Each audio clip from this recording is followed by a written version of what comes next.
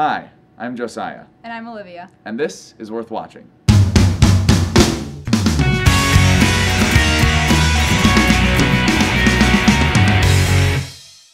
Alright, so on this... Maybe we should start over.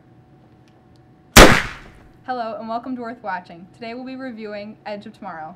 Alright, so Elizabeth was unable to make it this week, so we have another guest host. This is Olivia, so everybody type a comment down below saying, "Hi, Olivia." And yes, we are reviewing Edge of Tomorrow today, starring Tom Cruise, and the plot of Edge of Tomorrow is sort of like a Source Code Groundhog Day, Inception, Saving Private Ryan mashup, but yet it's its own thing when you're dealing with a soldier who is sent into battle, but he's not really a combat-ready soldier. He's actually more like a marketing guy for the military, but he's forced into battle and realizes that every time he dies, he suddenly wakes up that same morning and he can keep reliving the same day over and over again. And so he enlists the help of this lady played by Emily Blunt to help him fight off this alien invasion war that is the centerpiece of this film. And like I said, this movie has a lot of basic plot elements from a lot of other films you've probably heard of. I was kind of concerned watching the trailer that it was going to be really derivative, but watching the movie, it's really its own thing. It really is original and goes a lot of places that you don't expect it to go, to the point where you watch it and feel like it's entirely its own movie,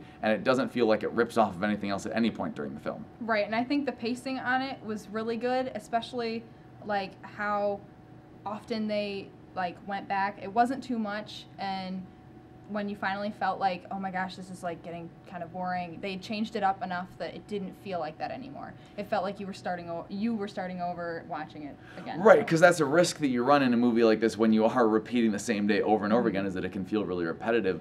But the movie did it really well, and they did this great thing where they would not show you everything that happened in that day, and so when they had to keep reliving those same 8 or however many hours of it, they'd throw in the scenes that you hadn't seen that happened before, and so you could get different people's reactions and things and not just keep watching the same 3 or 4 scenes in a row over and over again. And while watching this movie, I got concerned at a couple points because it felt like it was about to start dragging, or felt like it was about to start just getting slow. But the moment that I got that feeling, things picked up and they changed the direction of where things were going to keep it fresh and interesting. So the movie was just paced absolutely perfectly all the way through to where it kept you guessing and kept you on the edge of your seat all the way through the movie.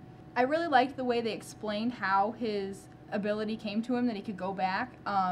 It was really unique and wasn't like any of the other movies that I've seen that are like that. Sometimes they're kind of like corny or whatever, and this was like really, I liked this one a lot. Right, it was an explanation that fit really well with the plot and made perfect sense with what you'd seen it to that point, so it worked really well. And I'm not a huge Tom Cruise fan in general, especially a lot of his older stuff when he was like a pretty boy, but his acting is actually really good in this movie, and he plays for the first part of this film a character who is not the guy who can get everything done. He's really a nobody who doesn't know what he's doing and is put in a situation he doesn't want to be in, which is something I've never seen him play before, and he actually does it really well, and it was a little disorienting to see, but at the same time it shows that he does have range as an actor, and he did really well. And for me, watching the movie, especially if it's like a super action movie, I want to be able to have emotions for the characters, so I always feel a relationship's what I need for that, and in this movie they didn't have it a lot, but that was what I liked about it. I liked the fact they weren't overly like, oh my gosh, all over each other. It like fit with their entire way that they were going about everything during the movie, so nothing felt like they were coming off the plot just to focus on a relationship. Yeah. I will say the only thing that bugged me a little bit about the movie was I did not quite understand the ending, though I think that's more to me just not getting it rather than it not making sense, so I'm sure if I look up some explanation I'll be able to understand what happened, but the ending to me was a little bit confusing. Agreed. Alright, so on a scale of A through F, what would you rate this movie? An A-. I really liked the pacing and character idea between the two of them. And for an action movie, it was really good, so I would definitely go back to see it again. Yeah, I'm going to give it a low A as well, just because I really liked the movie. I was pleasantly surprised by it. I thought it was original. It actually had some humor in there that fit really well and didn't feel forced. And I had some minor little gripes, but nothing major, so I really enjoyed it, and I'd highly recommend it. Thanks for watching this episode of Worth Watching. Remember to like the video if you liked it, comment down below on what you thought of Edge of Tomorrow, and of course subscribe if you want to see more. Bye.